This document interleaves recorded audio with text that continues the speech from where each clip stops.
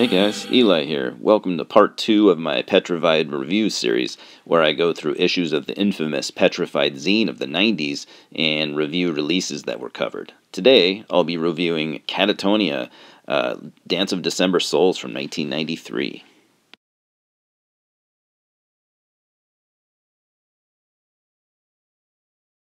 Dance of December Souls was released on December 15th of 1993 via No Fashion Records.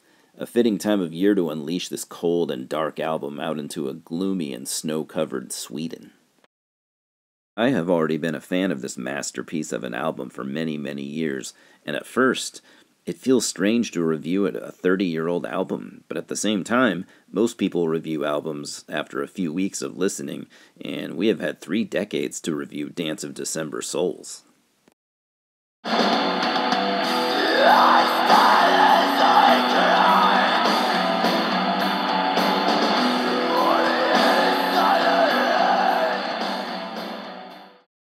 So I will say, I typically don't review classic albums. Pretty fucking daunting, wouldn't you say? This album has probably been reviewed hundreds or even thousands of times at this point. Katatonia formed in Stockholm, Sweden in 1991 by Anders Nyström, aka Sombreus Blackheim, and Jonas Rensky, aka Lord Seth, putting out a rehearsal tape of that same year of 3 rather excellent, nasty, doom-laden raw black metal tracks. Should probably point out that Anders does not consider this rehearsal a Katatonia release. In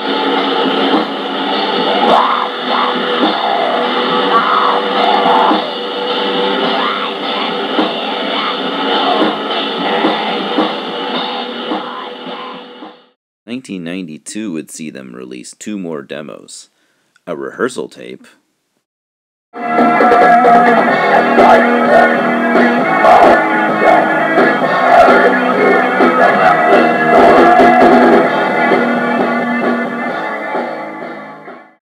and the monumental and legendary Yehovah Elohim Meth demo.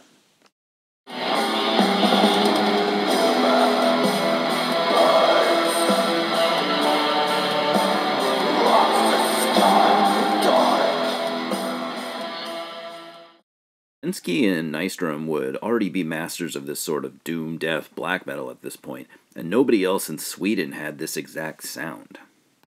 Finally, we get to December 15th, 1993, the release of the debut Katatonia full-length album, Dance of December Souls. The sound here would still be quite similar to the previously mentioned 92 demo, with the musicianship and songwriting tightened up just a little bit.